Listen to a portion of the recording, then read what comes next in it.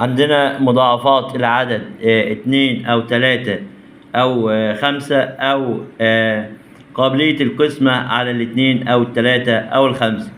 دول درسين مرتبطين ببعض، فحبيت أوضح الدرسين دهمت في دقائق بسيطة. لو نيجي نبص مضاعفات العدد 2، إزاي أعرف إذا كان العدد دهوت من مضاعفات العدد 2؟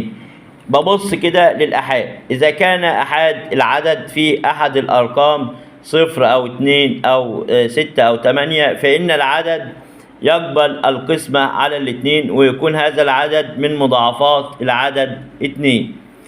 مثال عندي 524، هل هو من مضاعفات العدد 2؟ الحل: بما إن الأحاد فيه 4 وبالتالي فإن العدد 524 يقبل القسمة على الاثنين بدون باقي، وكذلك العدد 524 من مضاعفات العدد 2. نيجي نبص لمضاعفات العدد 3. الطريقة: نجمع أرقام العدد، فإذا كان مجموع الأرقام يقبل القسمة على 3 بدون باقي، فإن العدد نفسه يقبل القسمة على 3 بدون باقي، ويكون هذا العدد من مضاعفات العدد 3. مثال: هل 675 من مضاعفات العدد 3؟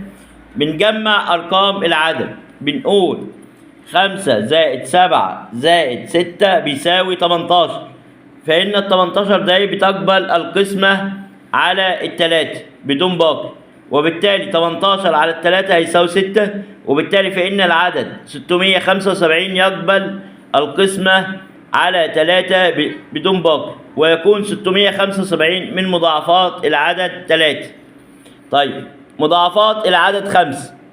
الطريقة: ننظر إلى أحاد العدد، فإذا كان الأحاد فيه 0 أو 5 فإن العدد يقبل القسمة على 5، وبالتالي يصبح العدد من مضاعفات العدد 5. مثال: هل 945 من مضاعفات العدد 5؟ بنبص في الحل، بما إن الأحاد عندنا فيه 5 وبالتالي فإن العدد 945 ده يقبل القسمة على 5، وبالتالي فإن 945 من مضاعفات العدد 5.